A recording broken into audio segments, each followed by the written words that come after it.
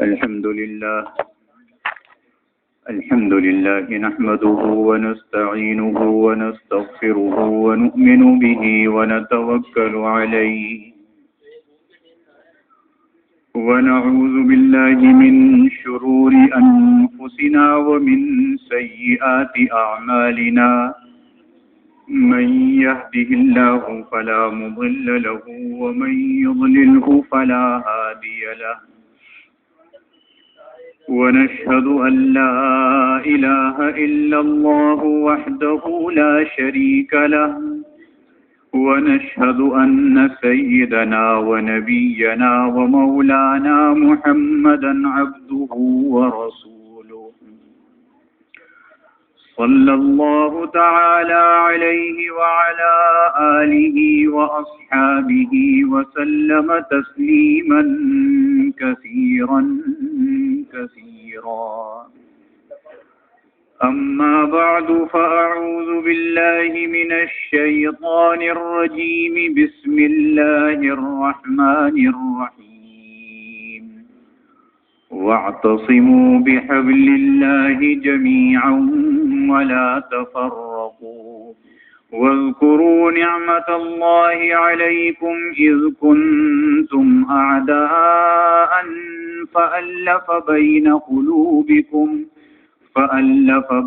قلوبكم فأصبحتم بنعمته إخوانا وكنتم على شفا حفرة من النار فأنقذكم منها كذلك يبين الله لكم آياته لعلكم تهتدون صدق اللہ العظیم. بزرگان محترم اور برادران عزیز،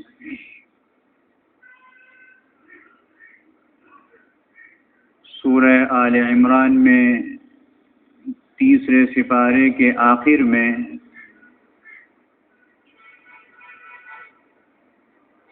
اسلام کے دشمنوں کی چند باتیں ذکر ہوئیں کہ وہ کس طریقے سے مسلمانوں کے خلاف اور مسلمانوں کے پیغمبر حضرت محمد صلی اللہ علیہ وسلم کے خلاف کام کرتے تھے، باتیں کرتے تھے.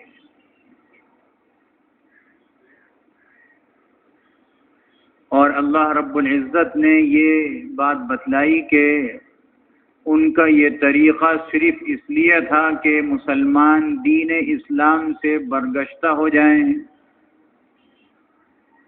ٹوٹ پھوٹ کا شکار ہو جائیں، ان کی اجتماعیت ختم ہو جائے.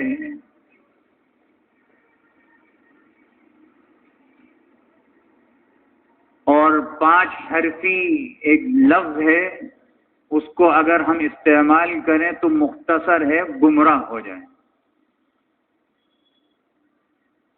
ان کا مقصد ہرگز یہ نہیں ہے کہ ہمارے ہی مذہب میں آئیں. آپ دنیا کے کسی اور مذہب میں جس میں چاہیں رہیں لیکن گمراہ ہو جائیں. تو اللہ رب العزت نے اس گمراہی سے بچنے کے لیے 2 چیزیں بیان فرمائی. ایک چیز گزر گئی، تقوی. دوسری چیز اتحاد اور اتفاق. یہ 2 چیزیں جب مسلمانوں کے اندر آ جائیں گی تو کبھی گمراہی قریب نہیں آئے گی. اللہ رب العزت یہاں پہ اتحاد اتفاق کی تعلیم بڑے عجیب پیرائے میں ارشاد فرما رہے ہیں.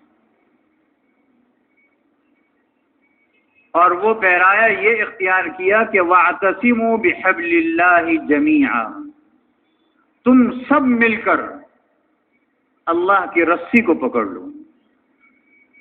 کبھی آپ نے کھیل میں دیکھا ہوگا کہ رسی بازی ہوتی ہے نا، ادھر سے بھی کھینچ رہے ہیں ادھر سے بھی کھینچ رہے ہیں، تو سارے مل کے جب رسی کھینچتے ہیں تو رسی جدھر سے چھوٹتی ہے وہیں چلے جاتے ہیں. یا رسی کو سب کوئی کھینچ لے تو سارے ادھر چلے جاتے ہیں. یہ نہیں ہوتا کہ رسی اگر الگ ہو جائے اور یہ پکڑنے والے الگ ہو جائیں، ایسا نہیں ہوتا. تو اللہ نے فرمایا تم سب مل کر اللہ کی رسی کو مضبوطی سے پکڑ لو. قرآن نے اتنی بات فرمائی. اور حدیث شریف میں حضور اقدس صلی اللہ علیہ وسلم نے ارشاد فرمایا کہ یہ اللہ کی رسی قرآن مجید ہے. یہ آسمان سے لے کر زمین میں پوری زمین میں دراز کر دی گئی، پھیل گئی. جو اس کو پکڑ لے گا مضبوطی سے بس وہ کامیاب ہے. جس نے اس کو چھوڑ دیا، ہمارے حضرت مولانا قاری محمد طیب صاحب رحمۃ اللہ علیہ ایک مرتبہ تقریر میں فرمانے لگے کہ اللہ نے قرآن مجید کو رسی کے طور پر دنیا میں بھیجا ہے تاکہ اللہ رب العزت تم سب کو کھینچ کر جنت میں داخل کر دے. اور ایک حدیث شریف کا حوالہ دیا کہ حدیث شریف میں آتا ہے کہ جہنم تو یہی زمین ہے، اسی کے نیچے جہنم ہے. ہم اس وقت جہنم میں رہ رہے ہیں اور اس قرآن مجید کو اس زمین پر بھیجا. جو اس کو پکڑ لے گا، اللہ جب اس کو اٹھائے گا تو اس پر عمل کرنے والے سارے اٹھ جائیں گے، اور جب اٹھ جائیں گے حساب کتاب ہوگا، جنت میں چلے جائیں گے. کیونکہ جنت میں جب آدمی جائے گا تو صرف یہ مسلمان ہی نہیں جائے گا، اس کے ساتھ یہ قرآن بھی جائے گا. آپ نے حدیث شریف سنی ہوگی، جو قرآن مجید کا قاری یا حافظ ہو تو اس کو جب جنت میں اس کا مقام بتلایا جائے گا اور بلکہ اسی کے سپرد کر دیا جائے گا. حدیث شریف میں آتا ہے. معلوم یہ ہوتا ہے اللہ فرمائیں گے کہ تم قرآن مجید کی تلاوت شروع کرو اور جنت کی منزلوں پر چڑھتے چلے جاؤ. حدیث شریف میں آتا ہے 100 منزلیں ہیں، اور ایک منزل کا دوسری منزل سے فاصلہ اتنا ہے جیسے یہ زمین سے لے کے آسمان دنیا جو ہمیں نظر آ رہا ہے. کتنی دور ہے آج تک کسی نے نہیں ناپا. اس طریقے کی 100 منزلیں ہوں گی. اور اللہ رب العزت یہ فرما رہے ہیں کہ جنت میں منزلوں کو چڑھتے چلے جاؤ، قرآن کریم پڑھنا شروع کرو. جس سیڑھی پر جا کر تمہارے والناس کی سین ختم ہوگی وہ جنت میں تمہارا مقام ہوگا. اللہ نے تو مسلمانوں کے سپرد کر دیا.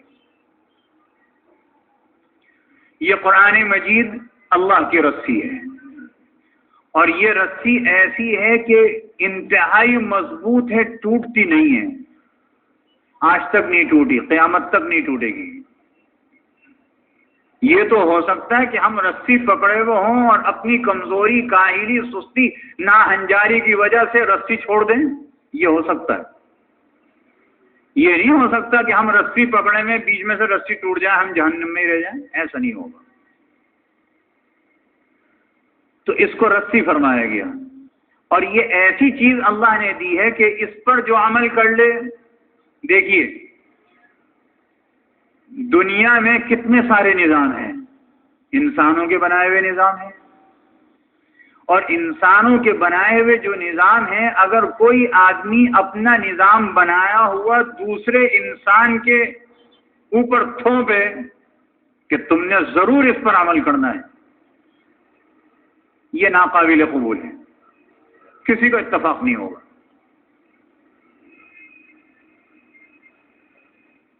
اتفاق اگر ہو سکتا ہے تو وہ باری تعالی کے بنائے ہوئے نظام پر ہو سکتا ہے.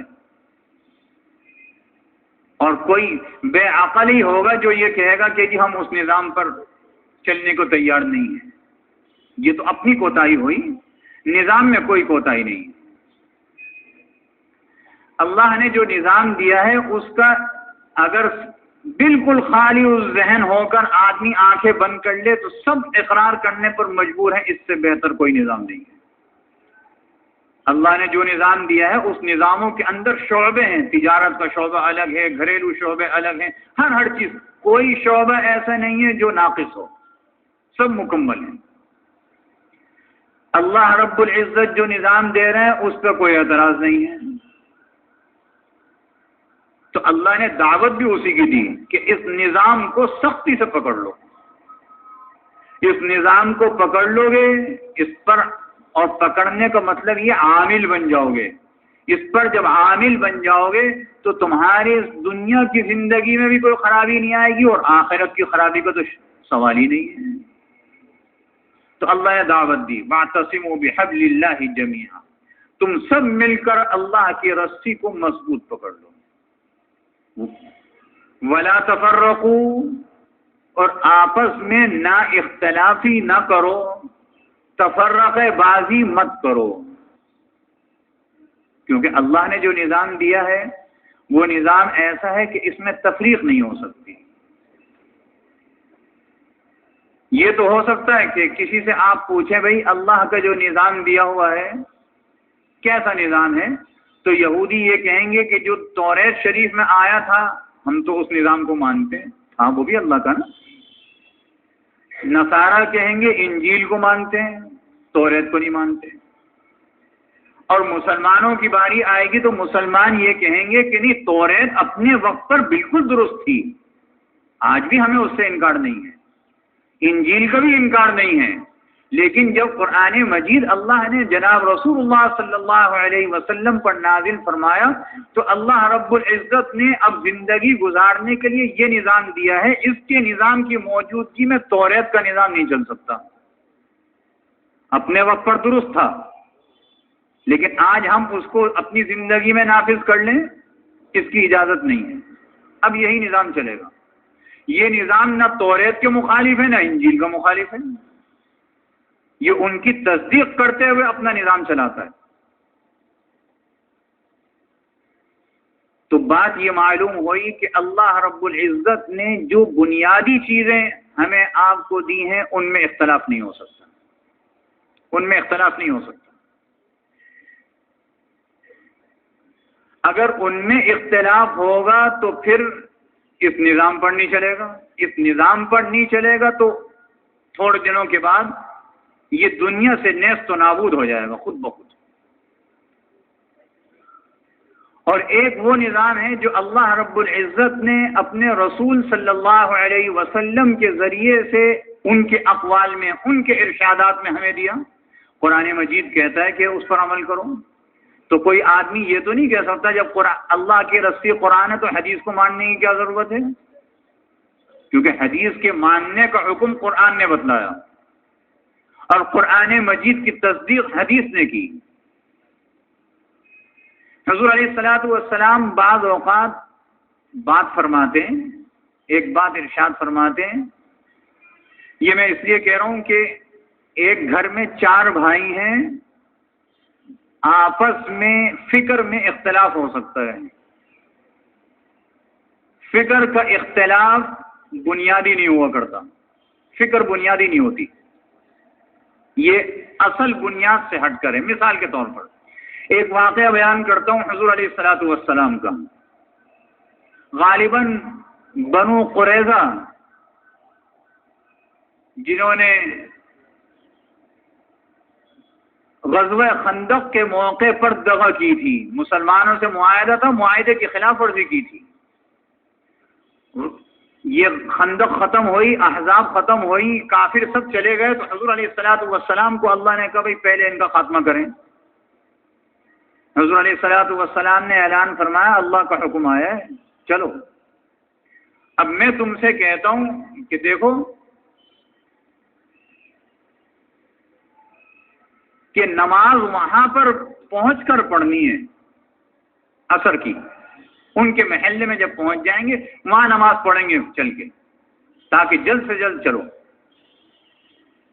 اب صحابہ کرام رضوان اللہ علیہم اجمعین، کوئی گھر پر ہے، کوئی دکان پر ہے، کوئی اپنی کھیتی باڑی کر رہا ہے، اعلان آیا، جو جس حالت میں تھا چلتا ہوا۔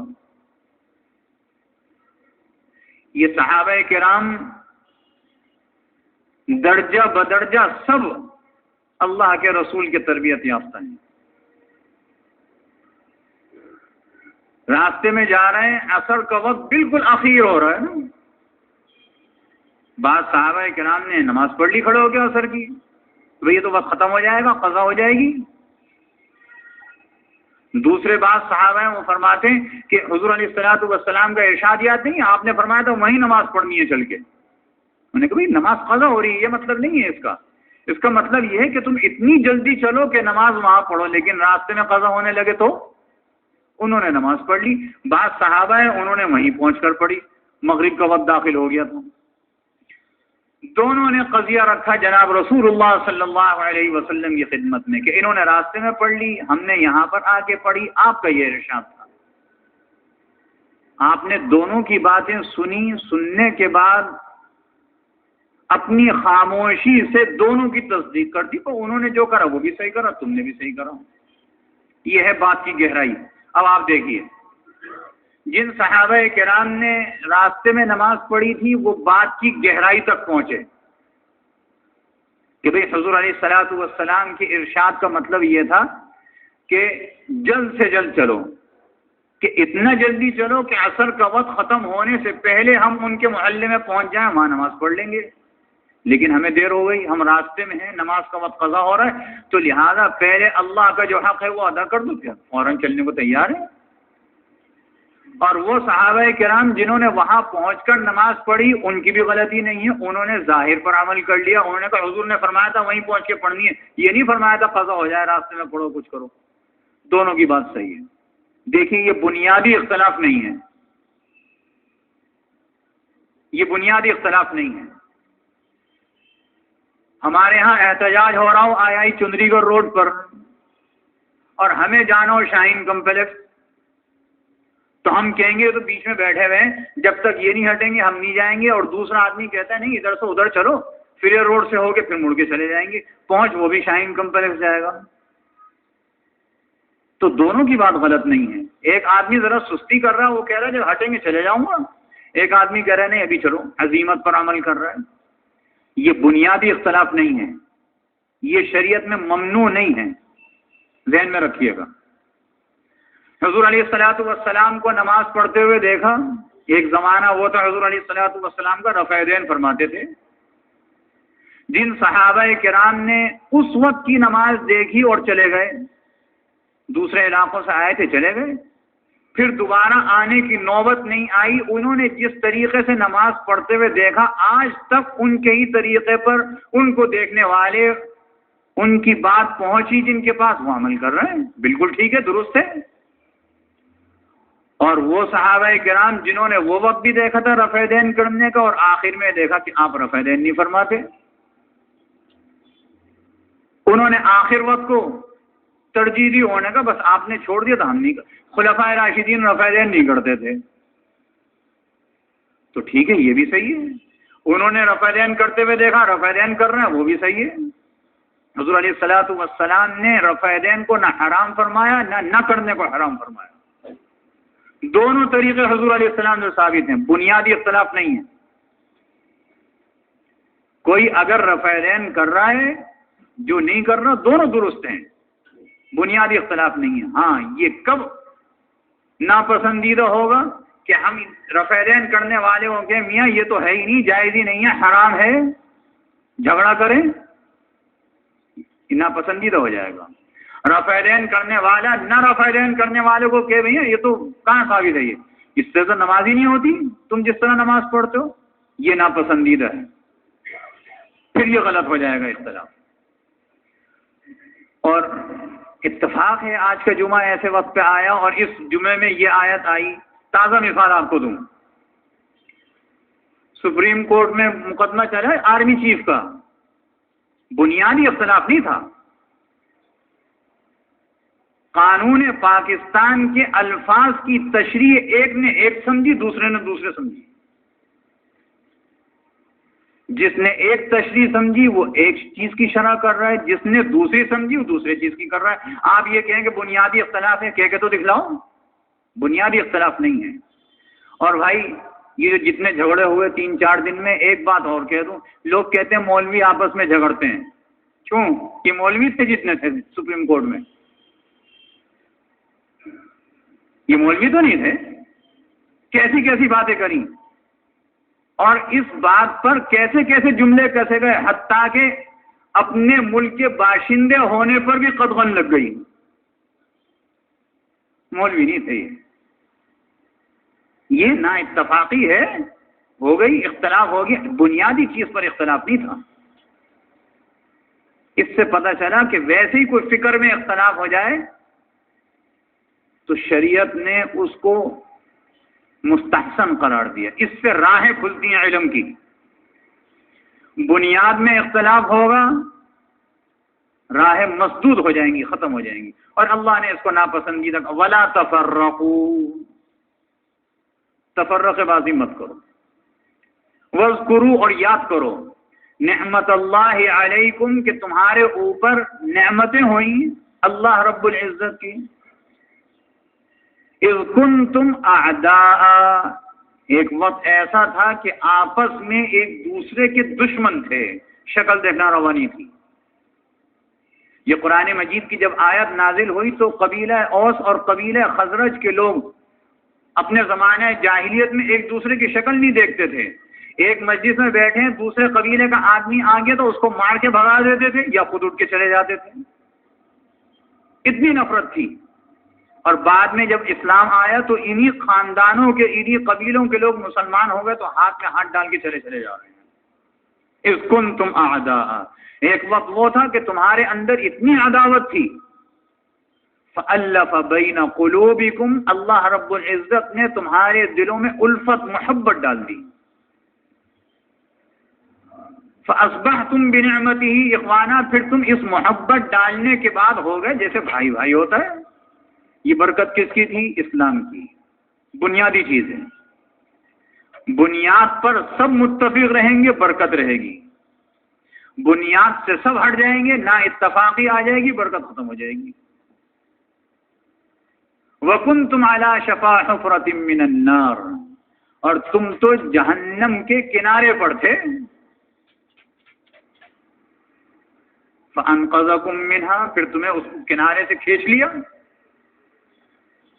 شفا شین کے زبر کے ساتھ آیا ہے یہاں پہ. یہ لفظ شفا بھی استعمال ہوتا ہے نا، ان دونوں کا فرق سمجھ لیجئے. لفظ شین کے زیر کے ساتھ شفا ہوتا ہے تندرستی، صحت. اللہ فلانے کو شفا عطا فرما دے، اللہ فلانے کو شفا دے دے، مطلب یہ کنارے سے ایک خندق ہے، خطرناک چیز ہے، اللہ اس سے بچا لے اس کو. شفا کنارے سے بچنا، خطرناک چیز سے بچنا. اور شفا بیماری سے شفا یابی، صحت مندی. کذالک یبین اللہ، اللہ رب العزت اپنی آیتوں کو اسی طرح کھول کھول کر بیان کرتے ہیں. کذالک یبین اللہ لکم آیاتی، یہ کھول کھول کر اللہ رب العزت اپنی آیتوں کو، اپنی نشانیوں کو تمہارے سامنے پیش کر رہے ہیں. کس لیے؟ لعلکم تہتدون، تاکہ تم ہدایت پر آ جاؤ. یہ اس لیے بیان ہوا. باقی انشاءاللہ آئندہ جمعے میں عرض کیا جائے گا. اللہ رب العزت عمل کی توفیق عطا فرمائے. بھائی ایک مسئلہ سمجھ لیجئے، وضو کرتے وقت، یہ اب سردیوں کا زمانہ شروع ہو گیا، وضو کرتے وقت ایک وضو کی شرائط میں سے یہ بھی ہے کہ اعضائے وضو کو ملیں، چہرے کو ملیں. سردیوں میں خشکی کا وقت ہوتا ہے تو ایسا بھی ہوتا ہے کہ سفیدی آ جاتی ہے نا جسم پر، اور اس سفیدی کے اوپر آپ پانی بہا دیں تو اوپر سے گزر جاتا ہے، کھال پر نہیں لگتا. اس لیے وضو کی شرائط میں سے ایک یہ بھی ہے، سنتوں میں سے ایک یہ بھی ہے کہ اعضائے وضو کو ملا جائے.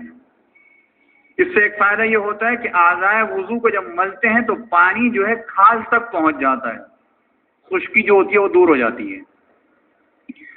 اگر ہم ایسی پانی بہا لیں اور وہ خشکی ایسے ہی رہ جائے تو وضو درست نہیں ہوگا، وضو نہیں ہوگا. اور جب وضو نہیں ہوگا تو وضو کے ساتھ جو عبادات ہیں وہ عبادات بھی درست نہیں ہوں گی. اس لیے اس کا خیال رکھیں. دوسری بات، بعض اوقات دیکھا جاتا ہے کہ وضو کرتے ہیں اور پانی بے تحاشا کھولتے ہیں. ابھی میں ایک صاحب کو دیکھ رہا تھا، وضو کر رہے تھے، کم از کم انہوں نے 3 سے 4 لیٹر پانی بہایا ہوگا، شاید زیادہ ہی ہو. منہ میں پانی ڈالا، کلی کر رہے ہیں، منہ میں پانی گھما رہے ہیں، اس میں جتنے سیکنڈ لگ رہے ہیں نل فل کھلا ہوا ہے نا، پانی بہ رہا ہے، اور پھر اس کے بعد چہرہ دھو لیا، اس کے بعد خواہ ہاتھوں سے اپنے کونیوں تک ہاتھوں کو پھیر رہے ہیں، ابھی دھوئے نہیں ہاتھ، اس کو پھیر رہے ہیں، پانی کھلا ہوا ہے، اس کے بعد پھر ہاتھ دھو رہے ہیں۔ یہ جتنا پانی ہم بہا رہے ہیں اس کا حساب دینا ہوگا۔ حضور اقدس صلی اللہ علیہ وسلم نے ارشاد فرمایا کہ پانی مت بہاؤ بلا ضرورت، حتیٰ کہ نہر پہ بیٹھ کے بھی، سمندر کے کنارے بیٹھ کے بھی وضو کر رہے ہو تب بھی پانی ضائع مت کرو، حالانکہ کتنا پانی ہوتا ہے وہ ہم تصور ہی نہیں کر سکتے کہ ختم ہو جائے گا، لیکن حضور علیہ الصلوۃ والسلام نے منع فرما دیا۔ اور یہ بھی اللہ کا ایک حکم کہ آپ کی زبان سے ایسا کرایا، اس لیے کہ قرب قیامت میں پانی کی تنگی بہرحال ہو رہی ہے، ہم دیکھ رہے ہیں، آپ دیکھ رہے ہیں، تو کبھی سوچ تو لیجئے کہ پانی جو ہم ضائع کر رہے ہیں اللہ کی کتنی بڑی نعمت ہے، اور دیکھیے نعمت جو بھی ہوگی اس کو ضائع کریں گے اس کا حساب دینا پڑے گا۔ اللہ رب العزت ہم سب کو عمل کی توفیق عطا فرمائے۔ وآخر دعوانا الحمد للہ رب العالمین۔ سنت پڑھیں۔